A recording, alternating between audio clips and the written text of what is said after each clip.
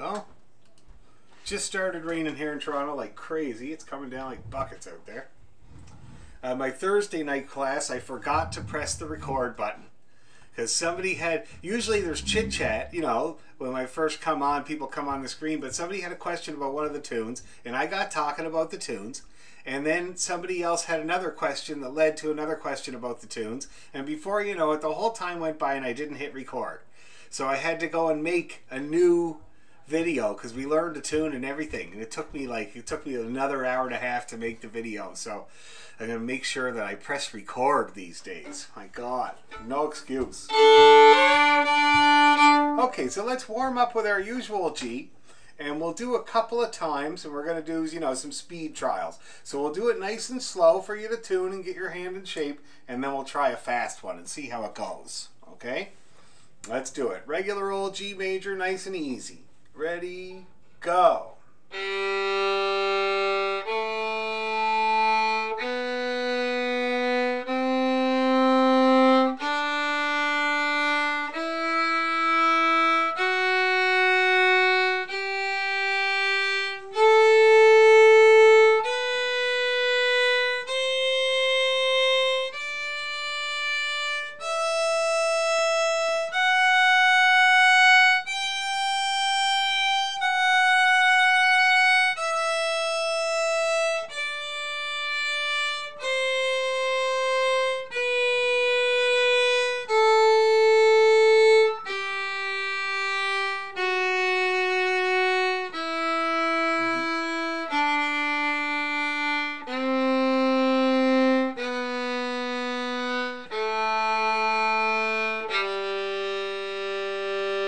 Alright, quick arpeggio. There's the cat.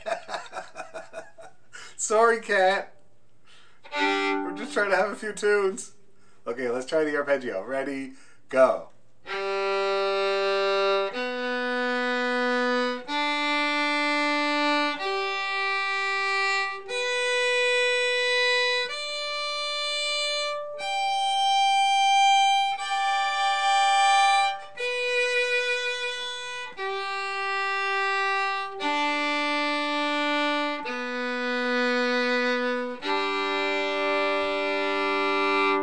Okay, so everybody feeling decent about your G major there? Not too bad? Okay, so now we're going to try it faster. So it's going to be more like this.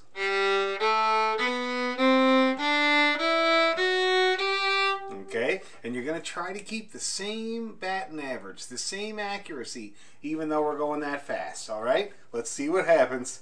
Brace yourself, and we'll do the arpeggio right after. 1, 2, 3, go.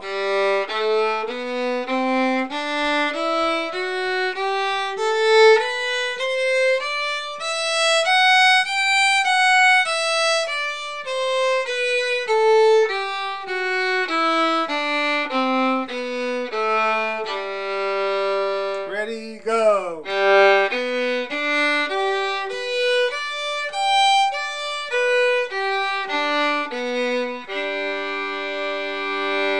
Okay, how did we do, people, on the faster tempo? People feeling okay? Pretty good? Oh, good. Let's do it again right away then. That's your reward. 1, 2, 3, go.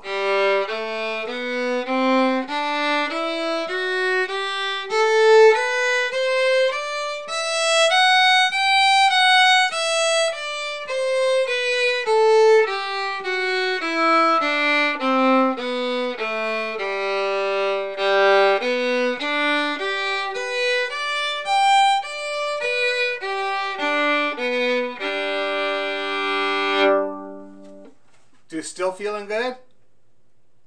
Great. That's good. Okay, good. So yeah, so you do that with yourself with the key of G, you know? Do it nice and slow where you tune, and then see how fast you can get it and it still stays accurate. Now, when you pay attention, when you get to a certain tempo and you notice the notes are starting to suffer, like they're a little flat, that's usually the most problem. Sometimes the hand comes up the neck, so it could be sharpening, you know, or whatever. But try to identify at what speed that stuff's going to happen. Because then you're going to take it back a few notches, practice a few notches back with the tempo and then keep increasing it that way. Okay, that's how you're going to do it. Now let's practice our A. So first of all, I'm going to give it to you, the A. So you can tune to it. Here it is.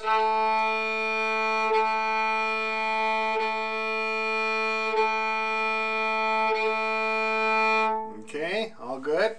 All right, let's do it nice and slow. It's a hard one. Ready, go.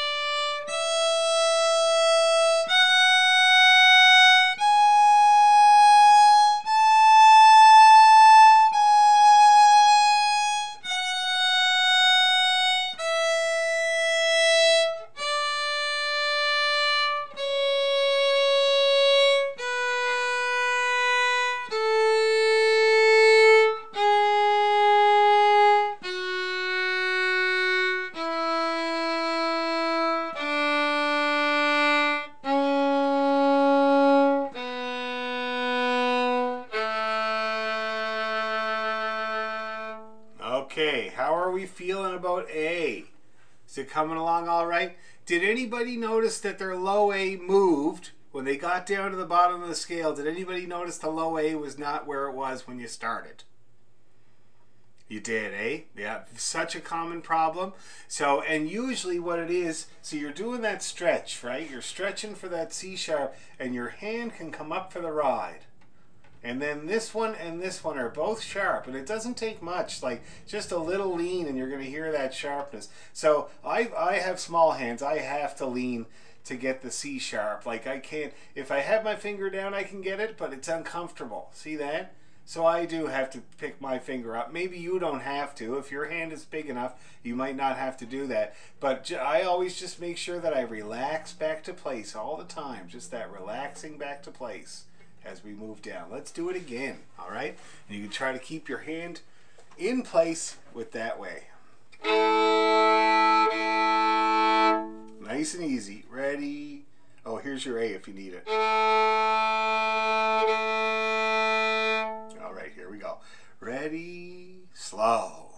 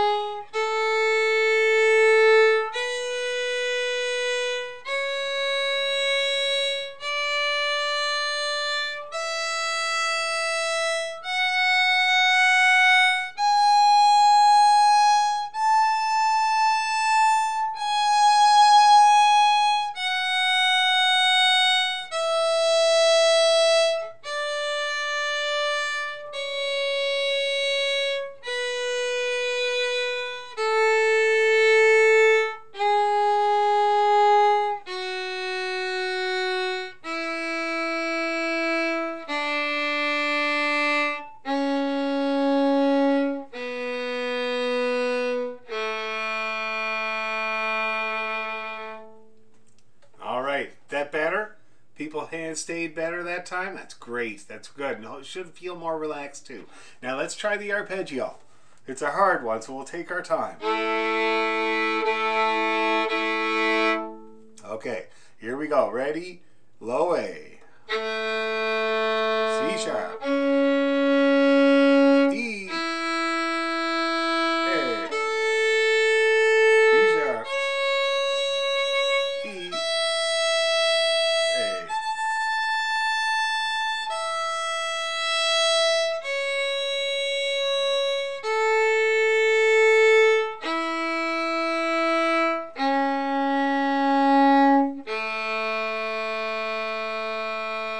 Okay, let's do that again right away, especially if it was good. And remember, we're looking for that low A at the end, being in the same place. Ready, go.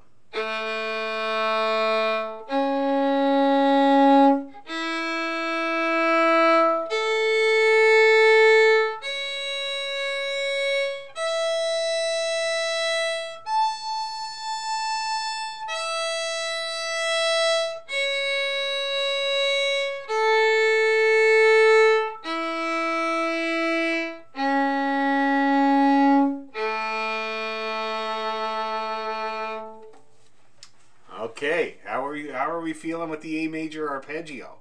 It's challenging. Doing good? Okay, that's great. That's really good.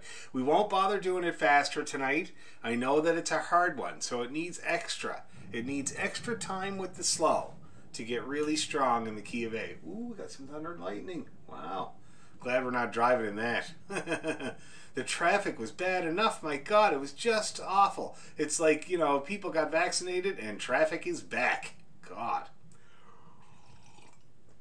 Okay, so that's the key of A. Now, since we've just finished working out in the key of A, I think we should tackle the big long set from the past, which is the Rosebud of Allenvale, the Rowan Tree, I think. No, it was Hector the Hero. That's right. Hector the Hero, the Rowan Tree, Hawk Hey Johnny Lad, and I think the High Road to Linton. Yes. Oh, that'd be really, really good. So you can get your, if anybody doesn't have it, just let me know and I can send it off real quick. I'm sure I have it somewhere. And while you do that, I'll just remind you.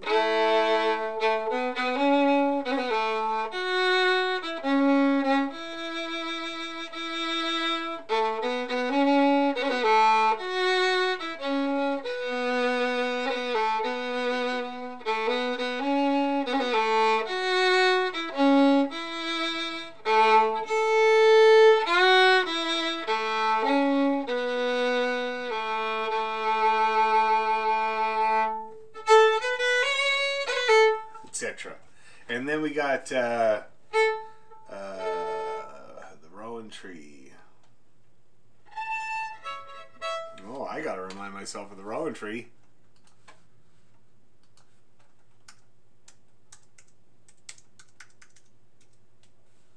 The Rowan Tree, here it is.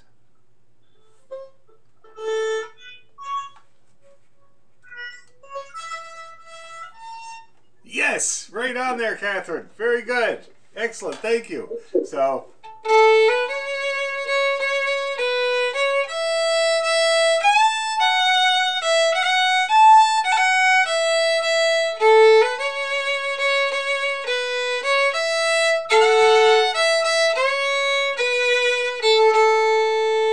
that's the one. Yeah. So we'll give that a go as well. And then after that is the Hawk Hey.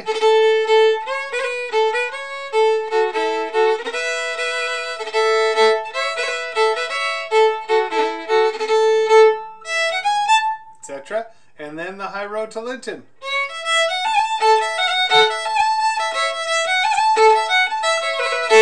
That's it. That's another one of those pan-Celtic tunes. The High Road to Linton I've heard played in sessions in almost every country that I've been to, which is 13. I counted them up the other day playing music. 13 countries, and I've heard that tune every time. There are many tunes like that. The Kesh Jig is another one. I've heard that tune everywhere I've gone. And another one is Morrison's. So it's a really, really good one to have under your belt. Anyways, everybody got their music ready there? Okay, so let's give it a go. So first of all, I think we should kind of do each tune individually at first. And then we'll put it together as a set. So let's practice each tune a good couple of times individually, nice and easy, just to refresh and remind. Okay? So we'll start with the Rosebud. Beautiful old tune. Or no, sorry, I keep saying that. Hector. It's because when I was growing up, we played Rosebud before the Rowan Tree. But I'm a man now. Okay, here we go. Real nice. Ready, and...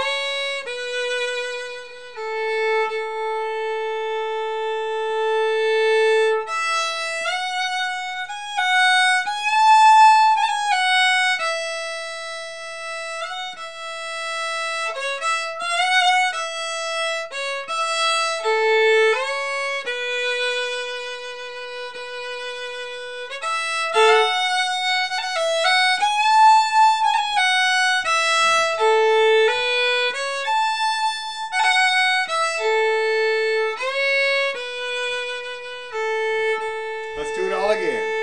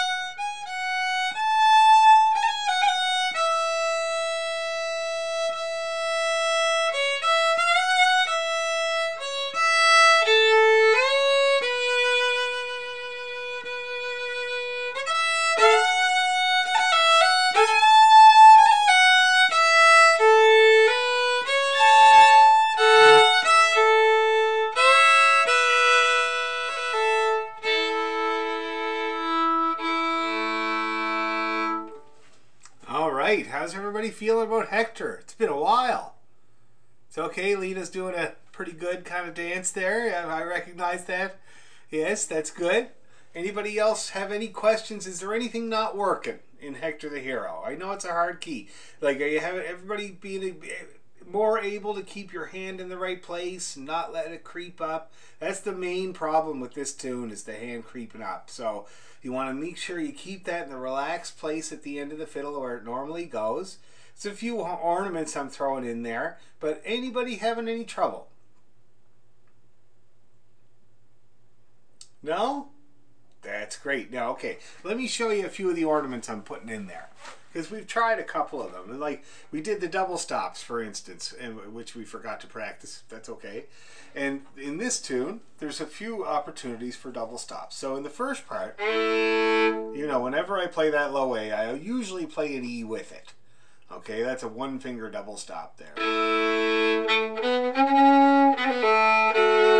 That's another one. That's a nice one there. That's an F and an A. And then you do the Cape Breton thing where you kind of hang on to that lower note. See that? So that's where I got the C sharp and the E down. So I'll do that whole thing again.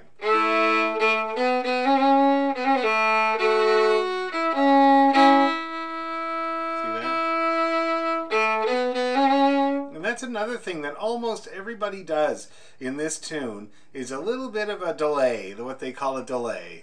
So instead of, I go, see that? Very Scotchy thing to do. And it's just where you go to play that C, but you just play a little bit of the B before you do it. I'll do it again for you.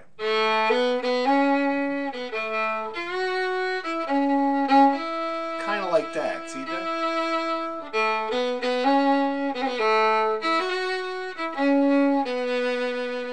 You can do it every time if you want.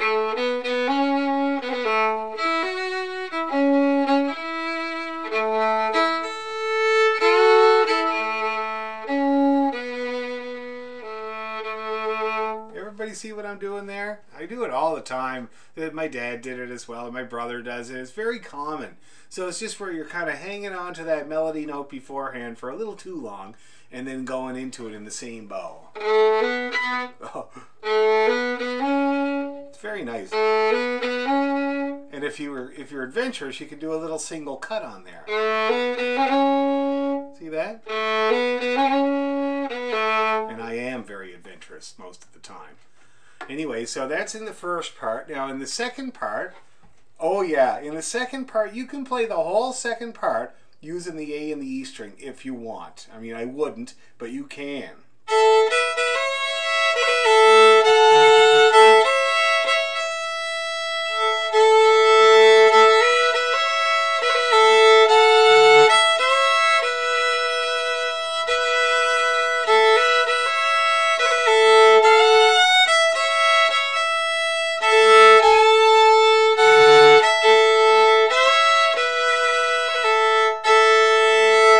how that works there? The key of A is great like that. You can wail on that E string when you're playing the A string, and you can wail on the A string when you're playing the E string, and it all works. You can hear there, it pretty well all works. Now, of course, I wouldn't do it the whole time, but for practice, it's not a bad idea. It gives you some good ideas with double stops. Anyways, and that's all I'm going to say about the second part, because if you were able to do that and play that whole part on 2 strings, it would give you a lot of good skill. Okay, and then in the last part, grace note. Now that's a big one there.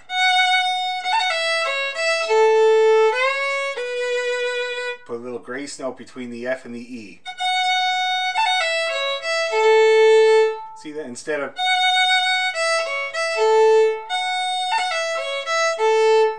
I do that all the time. It's a very common one for me.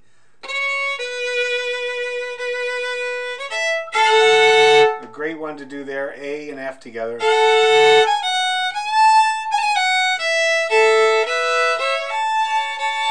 And that's a nice one at the top. So that's a C sharp and an A together. That's an A2 and an E3 together. It's lovely. It's a really nice double stop. And then for this key, it's really nice, especially it's at the top of the climax of that part.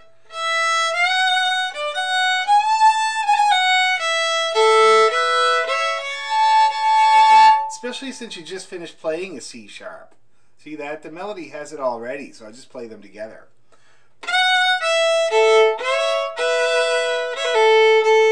And that's about it. That's all that I put in there. You could put more, but you know, I think that's a good start. So anyway, everybody got all those little doodads, little tricks and smoke and mirrors to make people think you're a fiddle player? Why don't we have a go at a few of them? Let's do it one more time and let's see if you guys can try one of those things, or maybe 2 of those things, or maybe none of those things will happen, but let's give it a try. Here we go. Ready, and...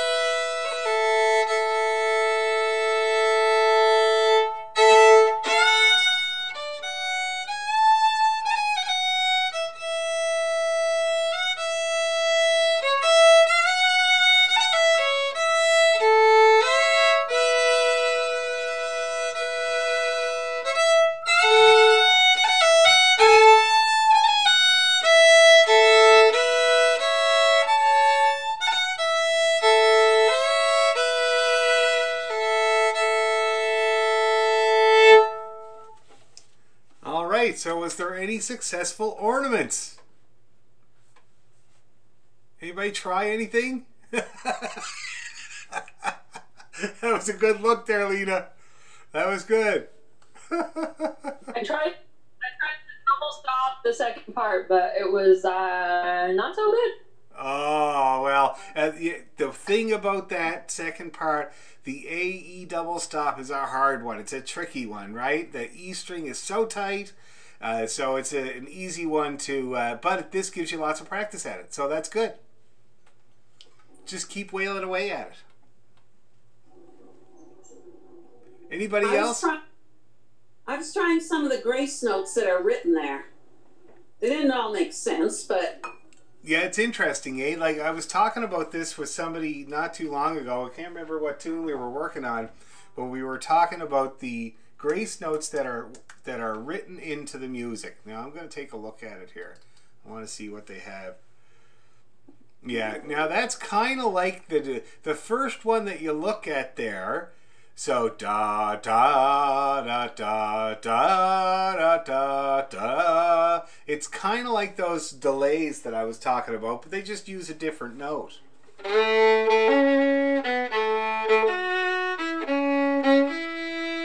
See that? That's all that is there. So they use an A here. I use a B. And then the C to the E one, I actually do that. I do that pretty well every time. And then the one at the end here. So same one, yeah. That's a fancy one. That's a very Scotch thing to do. See that? It's kind of like an Irish roll a little bit. But now let me see what else they have. They have in the second part, or another delay. Exactly the same setup there in the second part, and then in the third part, I like what they got.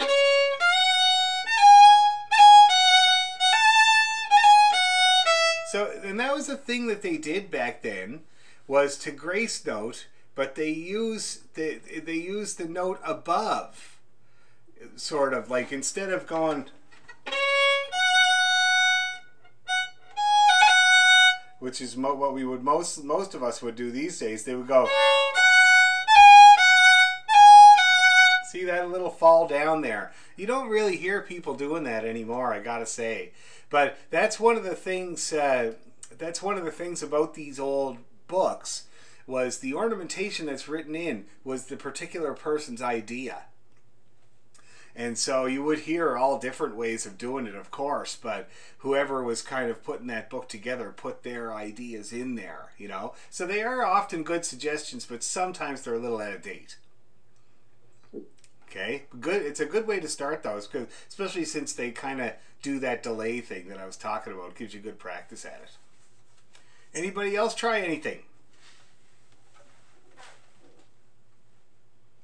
Debbie's saying... What did you try there, Deborah? Oh, I tried double stop. The grace notes aren't too bad, but the double stop would be good. Oh, okay. You know what we should do? So we'll leave Hector the Hero for now, but we didn't do double stop practice before we tried to play the tune, you know? And that makes it really hard. Like the double stops, we just started working on them, and they're not easy to do, especially on the A and the E. So why don't we do some double stop practice right now before we move on to the next tune? So we'll just do it in the key of G. Just the open string ones. I think that's as far as we got. And oh, I think we did octaves.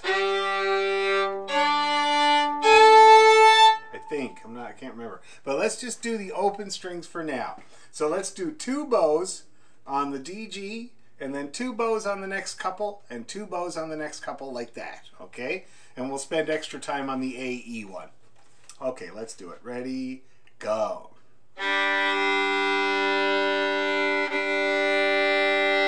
Next.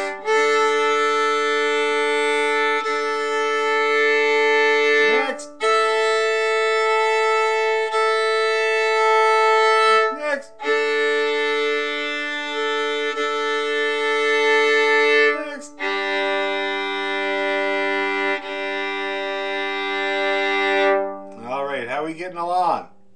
Is it working okay?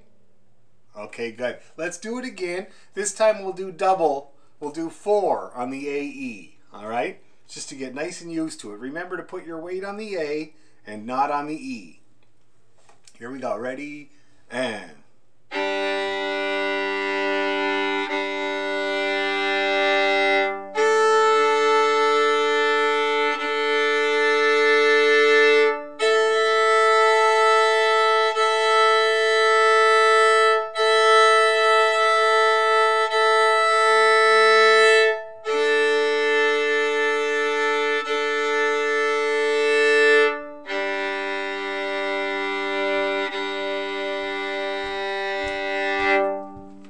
Okay, now that was not my best, I gotta say.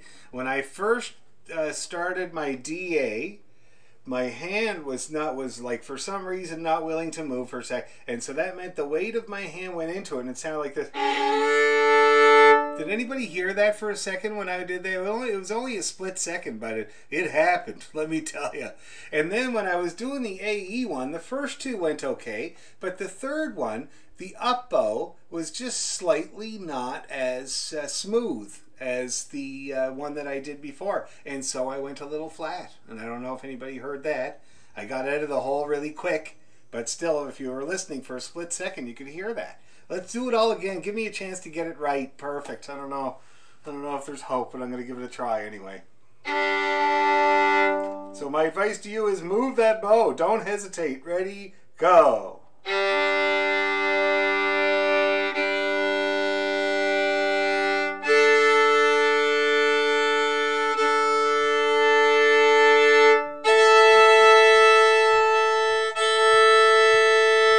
Extra.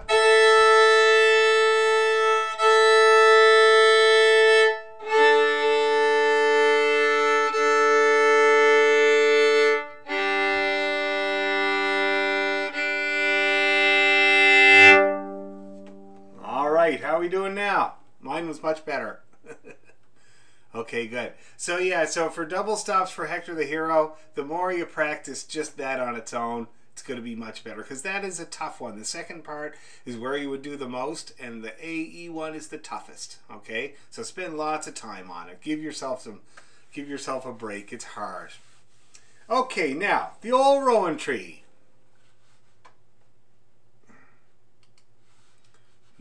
Present.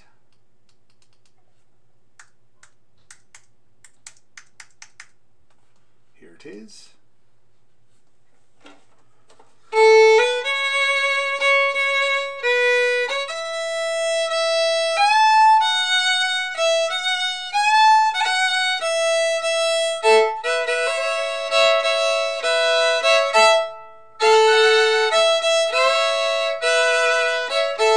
Great old tune. Okay, so we're going to go nice and slow. Let's do it a good few times, though, because it's a short one, and we can work on getting it a little faster, okay? I'm just going to put you guys over here so I can see the music, too. Yeah, good, good. Okay, here we go. Not too fast. 1, 2, 3.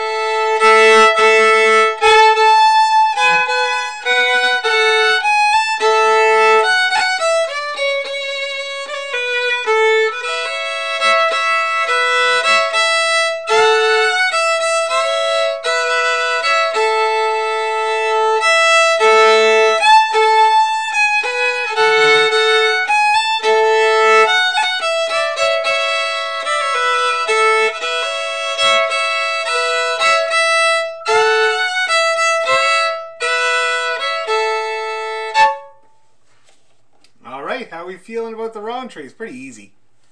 Great old tune though. Anybody having any problems with the Rowan Tree?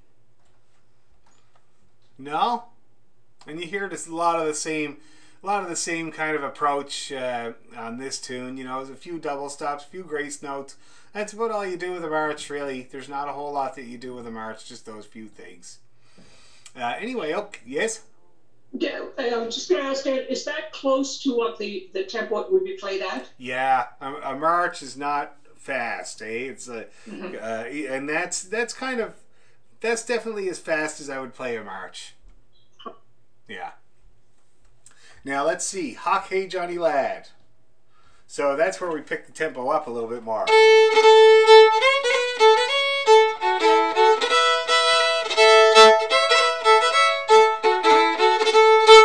Okay, now we don't have to do it that fast to review. Let's do it a couple of times, kind of slow, and then the third time we'll pick her up and see what happens. Eh? What's the worst that can happen? Okay, so we'll do it about this tempo for the practice. All right, keep your hand in the right place. Make some good noise. Ready and.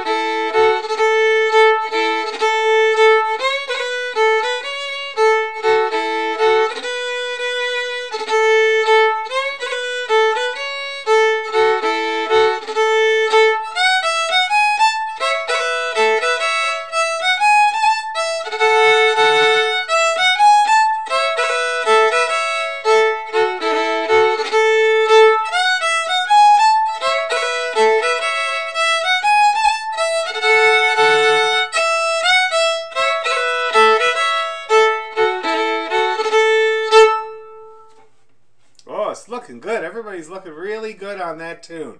How's everybody feeling? Of course, I only have looks to go by, but how's everybody feeling about that one, the Hock Hey? It's good. We practiced that one a little more, I think. Yeah, great. Okay, and that tempo wouldn't be maybe a little bit faster than that.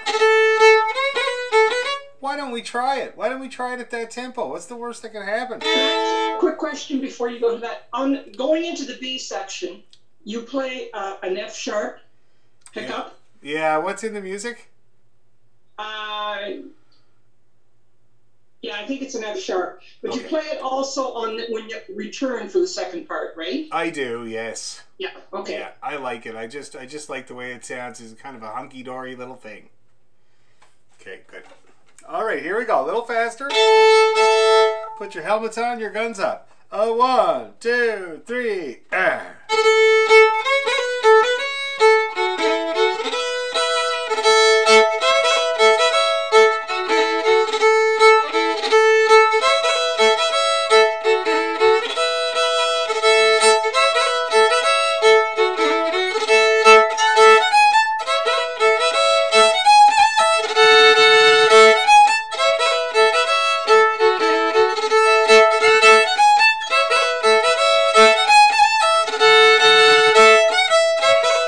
One more.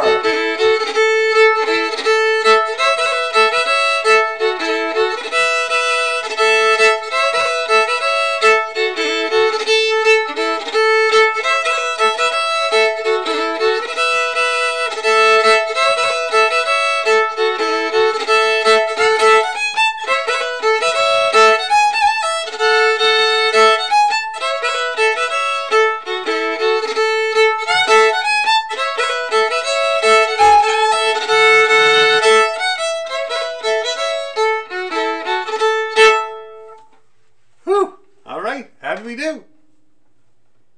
Oh, Catherine. What went wrong for you, Catherine? What was the first thing that went wrong? That's always what I'm interested in. Actually, the cuts. It's as if they got stuck at that speed.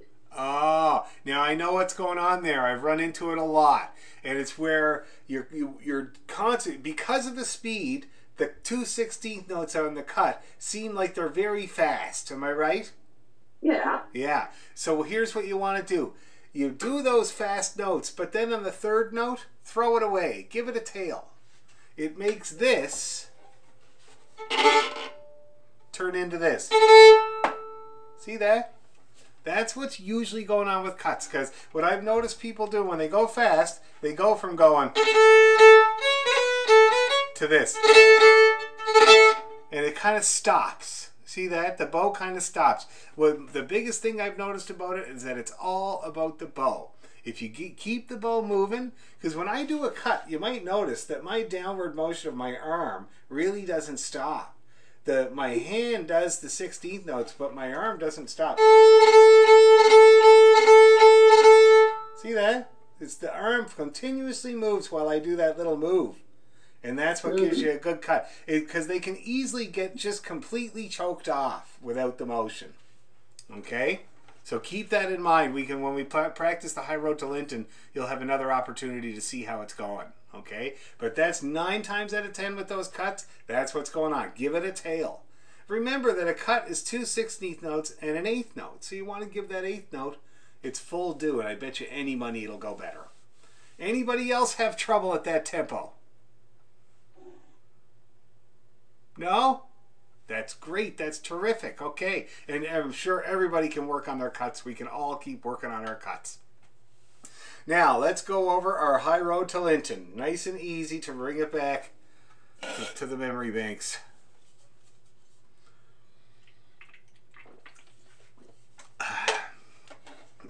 Yeah.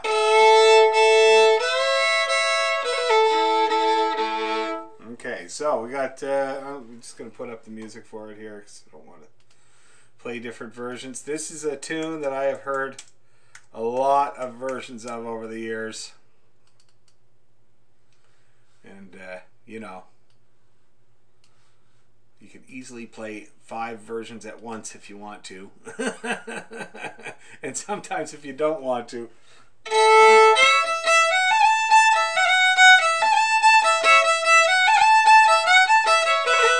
All right, let's do it. Nice and easy, not too fast. It'll be about like this. Okay, 1, 2, 3.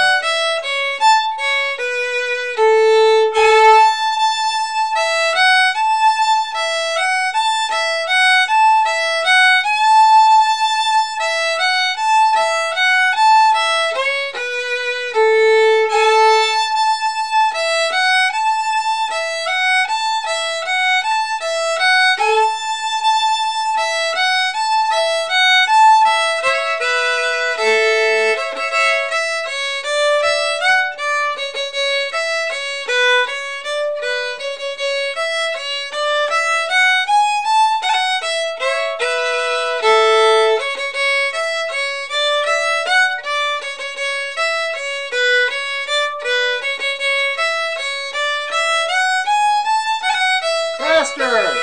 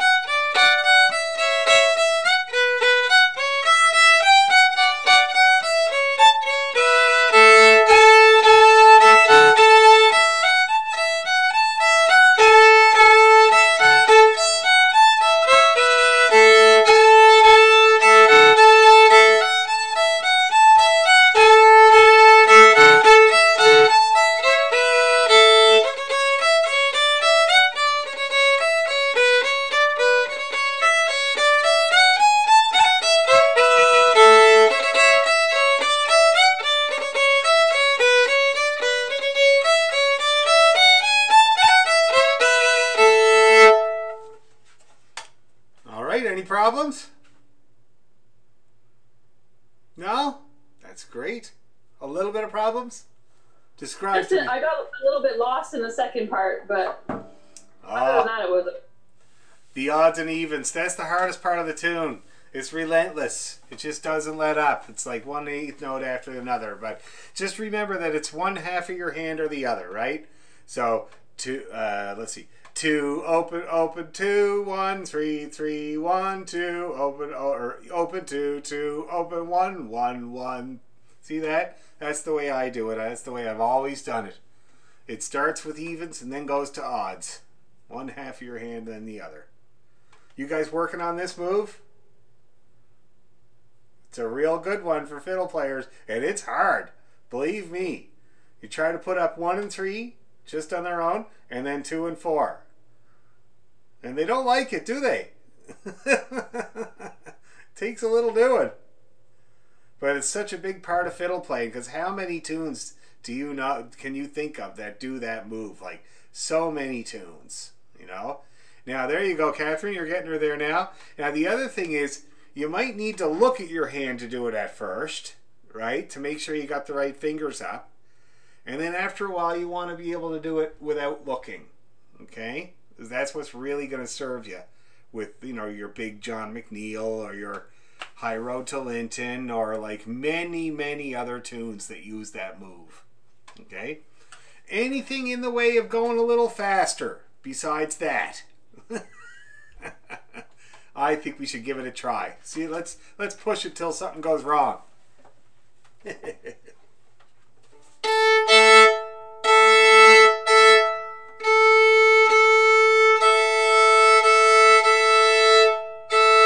Okay, here we go. So it's gonna be about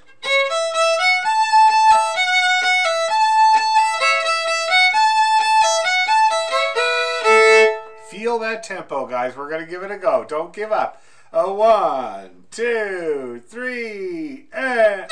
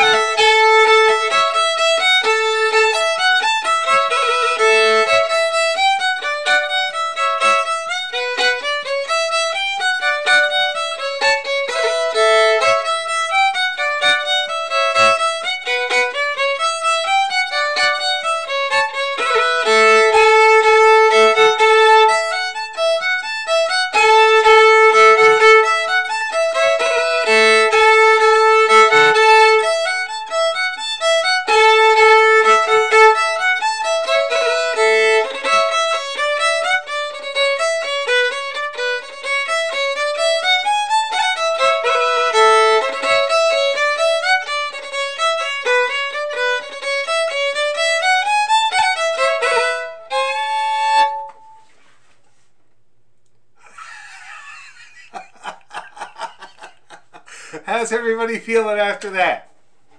Anybody want to relate their experience of playing it at that tempo? Did it work? Did it work for the most part? I mean, everybody's bows moved the whole time. Well, that's good, you know. Nothing's perfect. We'll just keep working on it. That's great. Now, let's see what that tempo was. So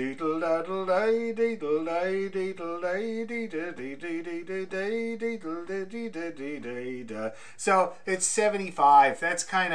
That's what I've been noticing people hitting a lot for this level. So that's really, really good. 75 is good, okay? Your eventual goal is 100. Let me show you what that is. Okay.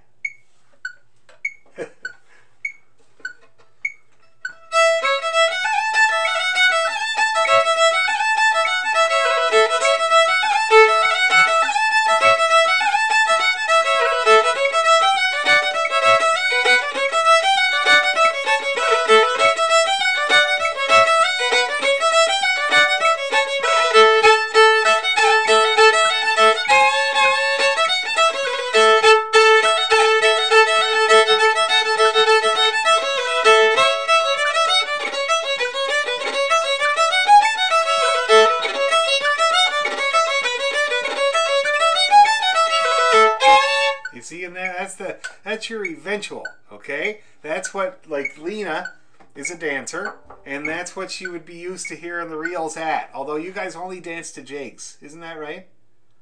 Only jigs. Shona does that kind of dancing. Not you? Oh, I thought you did that too. That's the sword dancing. That's like tap and ballet and like jazz and all that. Okay, all right, yeah.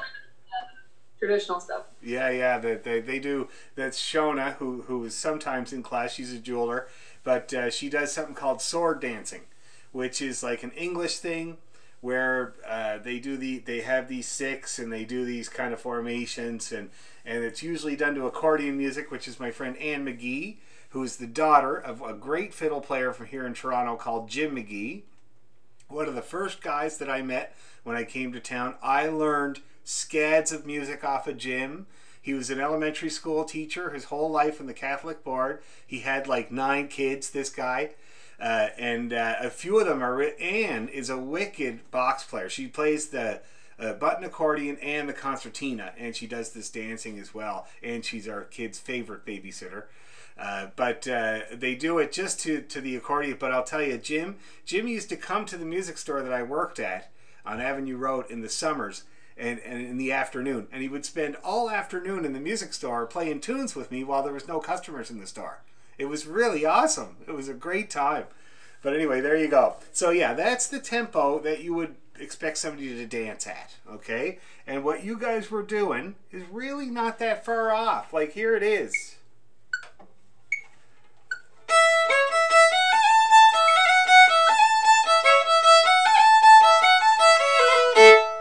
So you're getting there.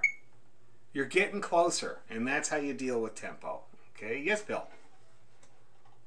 Second line is by far the hardest. Yes. And I can't get it in my head. Like I've got all the other 3 lines sort of in my head. The second, for some reason, I can't kind of figure it out in my head. Well, I was saying to these guys that I call that line the game of odds and evens, or evens and odds. So the first 4 notes are all 2 and open.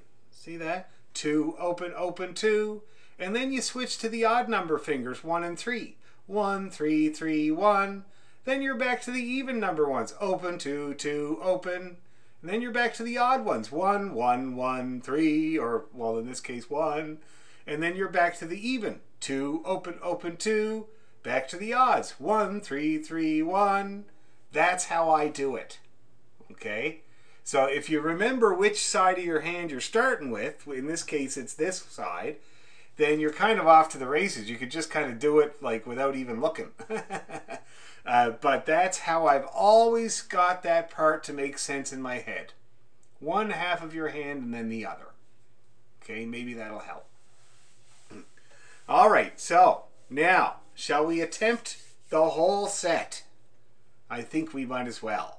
let me show you, and you can try it on your own as well, the seams, what I call the seams. Now, I really like to start backwards when it comes to seams. I like to go from the end of the set to the beginning of the set. So,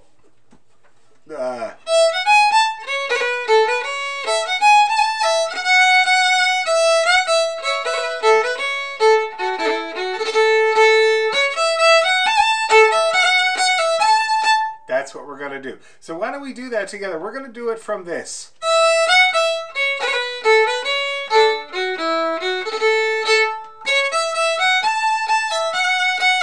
Okay, let's try that together, everybody. From the E, F, E in the Hawk Hey Johnny Lad, going into the first line of High Road. Okay, ready, and...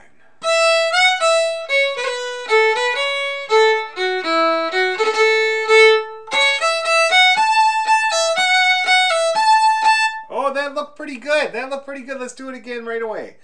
So from the E, F, E, ready, and...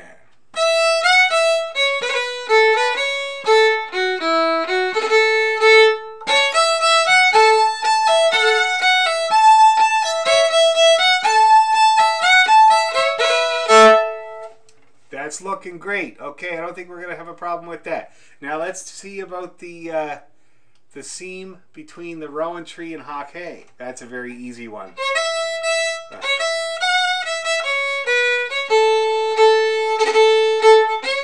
Now, one thing I will point out, though, that I see here is going to trip a lot of people up, is do you see how the rowan tree ends on a great big A?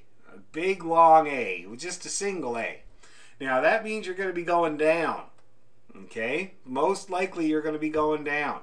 And that means that when you go to start Hawk Hey, you're not on your nice down bow for a cut, which is Disasterville, okay? So what you want to do there is you don't want to play a great big long A, you want to play two A's. That's what I usually do. So I'll play you what it's going to sound like.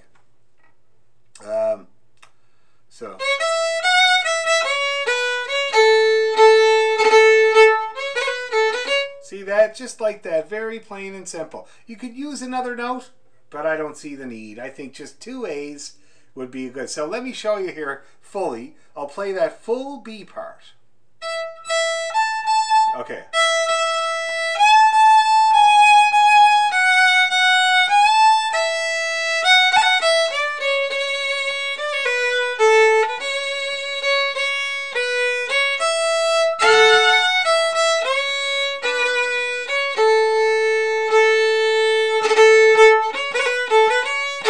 Like that. See, it's not too hard, but it's good to point it out. This is a situation you run into all the time. See, if you finish a tune and it's on a bow that's not going to serve you for starting to the next tune, you could add a pickup. I do it all the time. That's kind of the fun. It doesn't matter really what you pick. Well, I mean, it matters, but you can pick different notes. People pick different notes to use, but it can be really fun picking your pickup notes to get your bow turned around. So it's something you'll run into quite a lot. Now let's try doing that whole B part, or no, actually, we'll do the last 4 bars.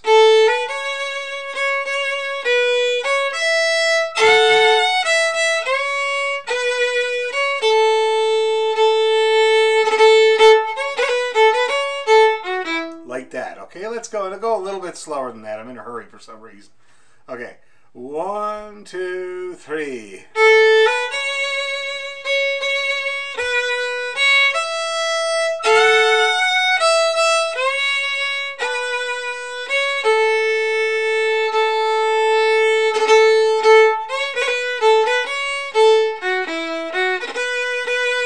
Is that working? That seemed to work okay. Let's do it again just like that. Maybe a touch faster. Ready, and...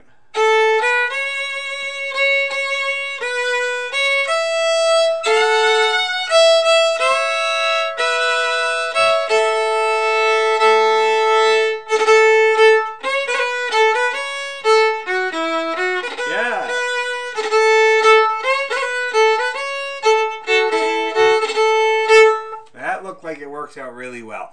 That pickup note gives you time to think too, eh? It's a really good thing. Now let's see about into the out of the air. So.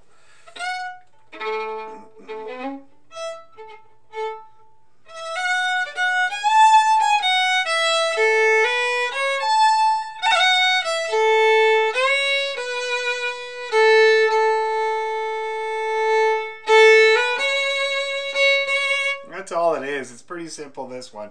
So let's do that last part from there, okay? Ready, and...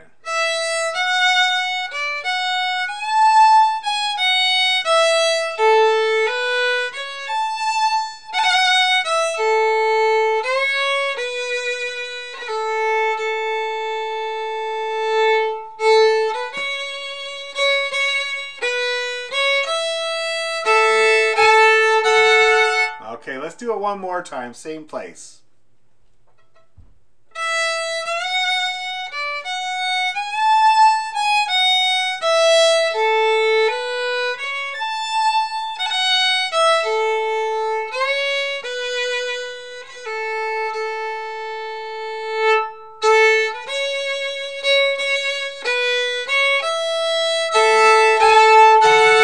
Okay, are we ready? Can we tackle it? Okay, give your shoulders a little roll out there because it's going to be a long one by the time we get through all the tunes. We'll play the slow air just once because it's a three-parter. It's a bit of a rule of thumb. It's not always that way, but if a slow air is more than 2 parts, people don't often play it 3 times. Or sorry, 2 times. Usually just the 1 time, okay? Or you do Sandy's old trick. He used to always, he would play a slow air, and he'd do the repeats the first time, but not the second time, you know? It's always a real good trick, too, because there's only so much you can sit through, you know, even when you're a trad fan. So anyway, so we'll just do it the once, and then we'll go into the... Everything else, though, we'll do 2 times in the Cape Breton fashion, okay? Here's your 8. And here we go. Ready, and...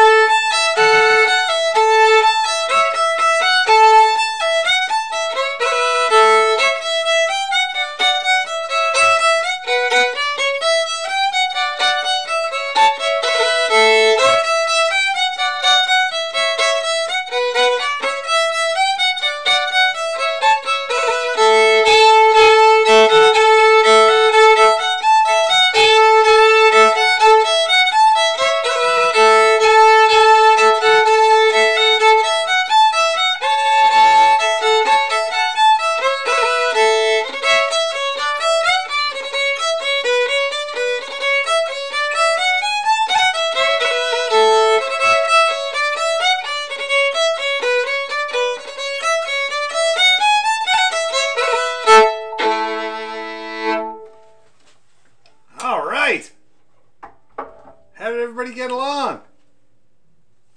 Was it okay? Oh, that's good. I didn't see anybody losing it at the seams. Like, everybody kept playing right through all the seams and everything, so that's a good sign.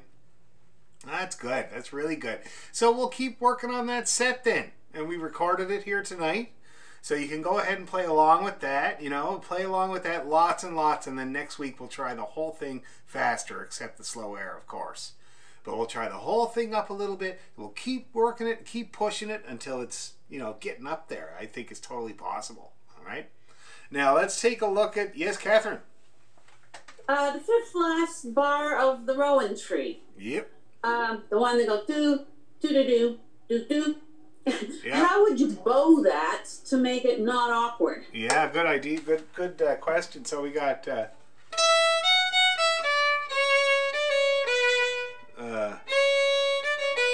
I was trying to think of what I do.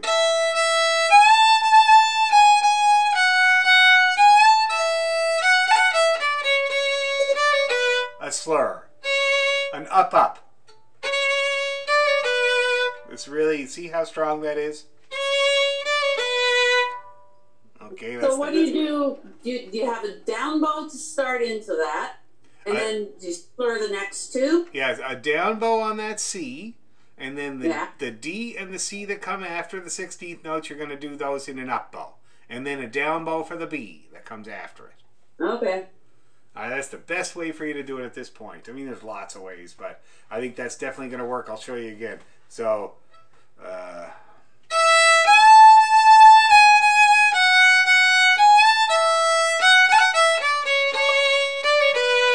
see that? Nice and neat and tidy. And it doesn't require an extra move with the bow, which I think is always better. Yeah. Good question. Bowing can really trip you up. So yeah, so we'll try that faster next time. Now let's take a look at the old, what do you call it there? Fields of Athenry. What a terribly sad story. Okay. Get rid of this other stuff here. And I thought of a tune that we're going to learn next week. It's a really great reel, because I feel like we need some more fast music in our life, I think. It's called it's called O'Brien's Reel, and it's in the key of D, because we didn't get time to practice D major tonight, but next week we'll really get into that. We'll learn the D major scale as much as you can do it on the fiddle without shifting. We'll do the arpeggio, we'll talk about a few double stops, and then we'll learn O'Brien's Reel, which is a really great tune in the key of D. I think it'd be a great one for you guys. It's got a few tricks just based on what we've been working on over this last hour or so. It's got a few tricks I think will be really useful. Okay. Anyway, so the Fields of Athenry in the key of G. And everybody has the music that I sent out last week? Yeah? Okay. So let me remind myself here. Oh yeah.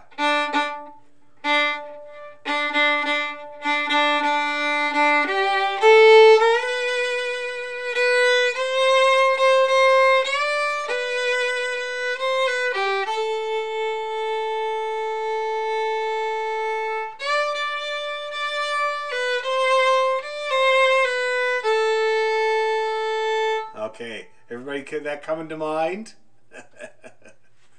Here we go. We're downtown at a pub in Toronto, and 3 drunks have already asked for Fields of Athenry, and we still have not played it. So now we're going to do it. We're going to give it to them. We're going to play them, those drunken Irish people and Scottish people, the Fields of Athenry, okay? Now, I was just testing out the bowing there to start off the tune. Best to start on a down bow. See that? That's going to give you the nice strong down bow for the first note. Okay. 1, 2, 3, go.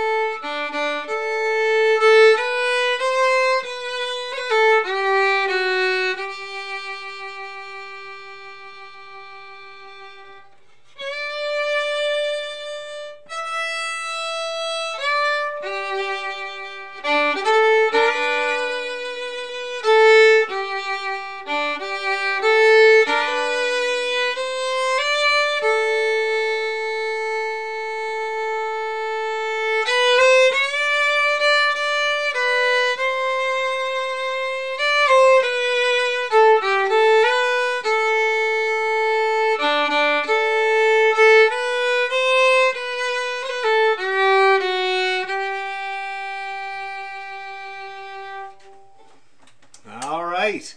So how are we doing with this one? Improved from last week?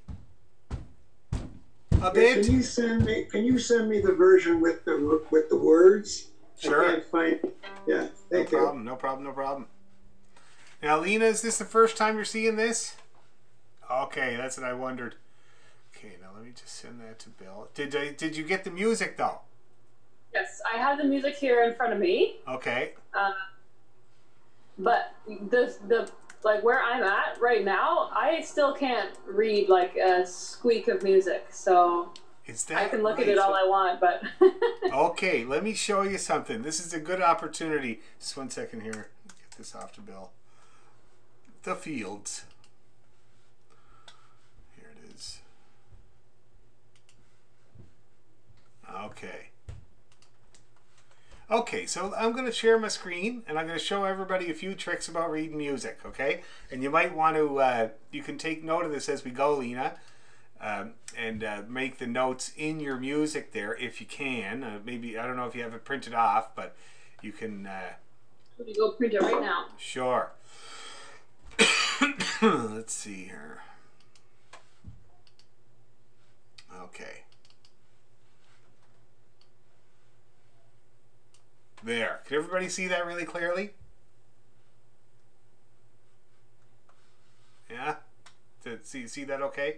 Okay, good. So now let's see. So the first, when you're trying to read music on the violin, the first things you got to look at, the first things you really got to get to know really, really well are your strings. Okay, your open strings, where they lie on the staff. That's the first thing. Now you can see here that we're starting with D. Okay, the D string. And you know the D string because it hangs on the bottom of the staff. It hangs out there. My dad's teacher used to say the D string's right lazy. It hangs around the bottom of the staff. It doesn't even have enough energy to get up on the line. It's hanging off the bottom of it. Okay, so that's the D string. Your A string is the middle of the staff. You see that? And that's because it's the middle of your fiddle.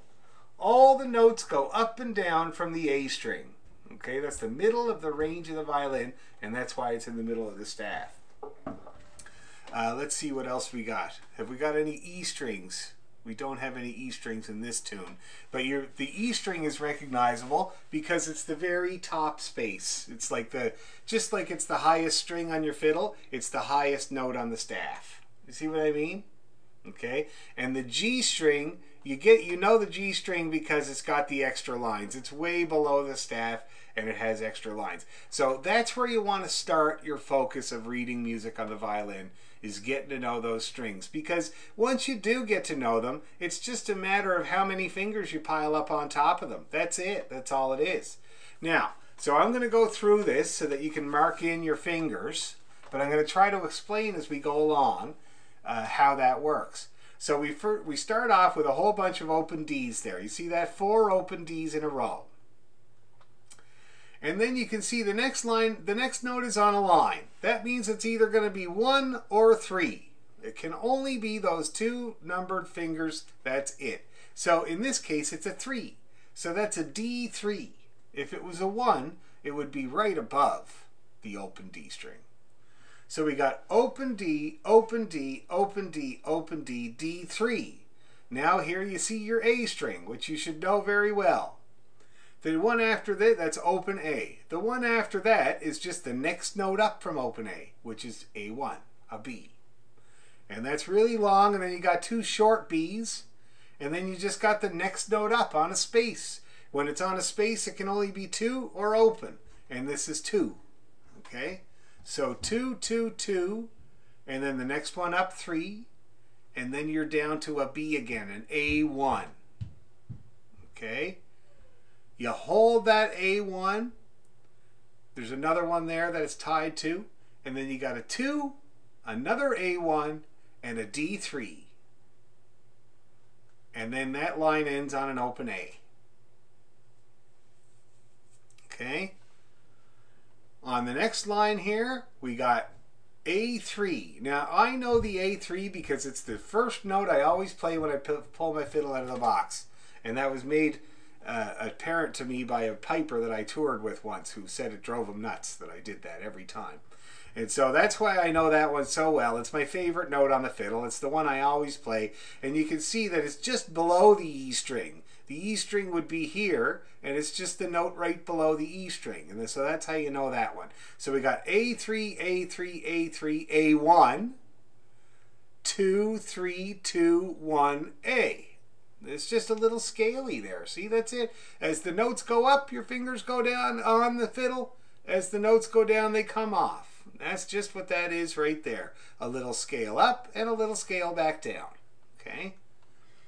And then, so that for the end of the second line, for you stole Trevelyan's corn, it starts on A1. So that's 1, 2, 3. Okay? Couple of more threes here. So it's 1, 2, 3, 3, 3, back to the 1, ending on the 2. The big long one there, corn, is 2. Okay? After corn, soda is 3 and 2 on the A string. Young is 1, A1. And you can see there, like I'm sure I don't have to explain, it's probably starting to take shape now. We're going down the scale from 1, so it's A1, open A, D3, back up the scale, open A, A1, open A. And then you got the 2 Ds, now, prison. So now are the 2 open Ds, and prison is open A. Okay? And I see that there. I see the note and then a space and then another note. And I know right away it's 2 open strings. You know, so it could be the same of the A string, or it could be the same of the G to the D. Okay, so we got that. We got prison is AA. Ship is 1. Lays is 2. And so here we go again, back down the scale. Wait is 1. Ting is A, open A. In is D3, the is D2, and bay is a great big D3. Now we're on to the chorus. The chorus starts the last note of the 3rd line, which is low. Okay? Low, lie. Lie is an open E. The is an A3. And fields is down to a D3. Now you see that's quite a jump. That's where it gets hard to read, when there's a big jump. So I look at those first, usually. So fields is 3. Then another little 3 that it's tied to. Of is open D. Ath, from Ath and Rye, is back up to the 3. N, from Ath and Rye, is open A. And Rye is 1. This is a good way to do it. I should do this more often. Then we got open A for where. Once is a D3. We is an open D.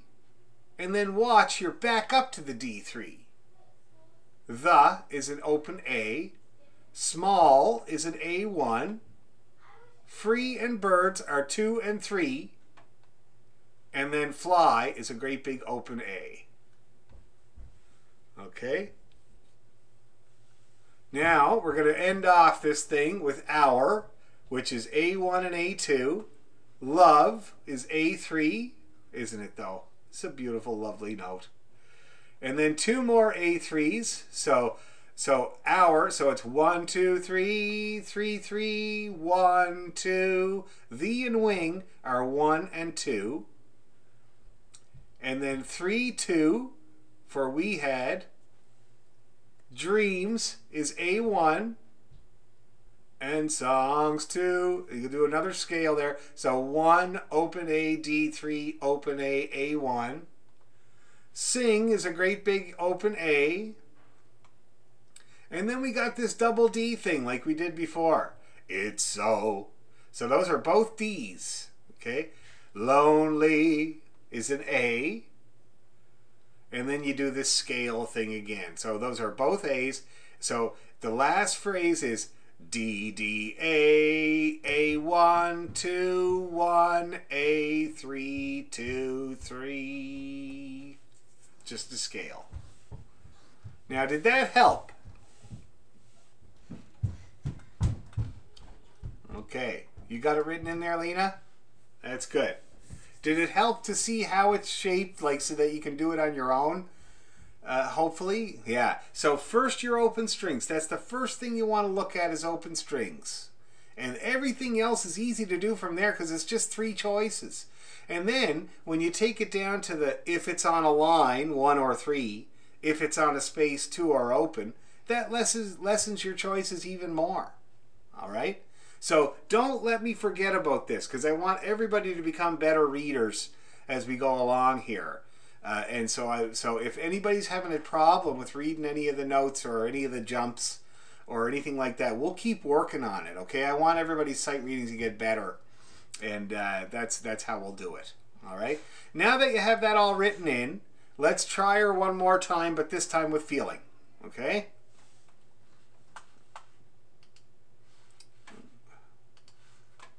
Preview, yes, there it is, okay.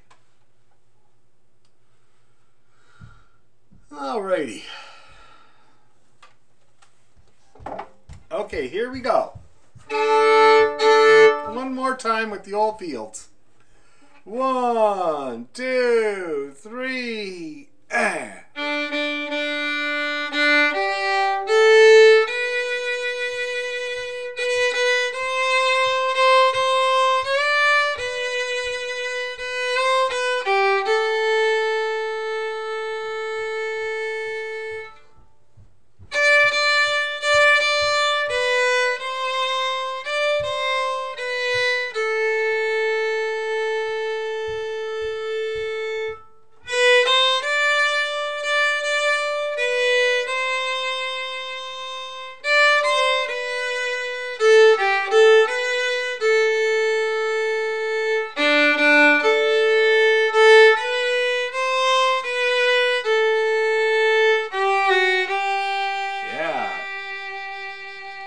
low.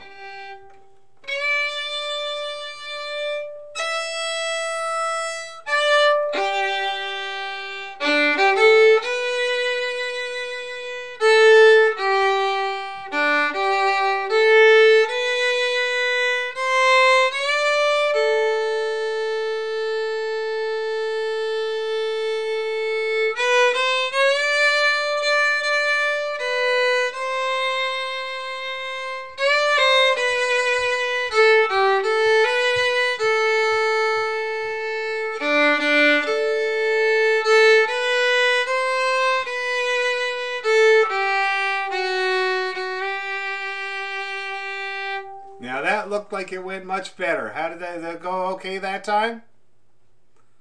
Yeah? The right fingers were coming down. I think it's just a matter of practicing it a lot and getting the melody in your head. Everybody else okay on Fields of Athenry now? You're starting to get the hang of it? It's one of the harder songs that we've done because the timing is so open-ended. I mean, you hear people sing it all different ways, you know, like, but I thought this is a good way to start because it's definitely correct and we can go from there. Now, before we're finished for the night, I'm going to play you O'Brien's Reel, all right? Just to kind of get it in your head, start thinking about the whole thing.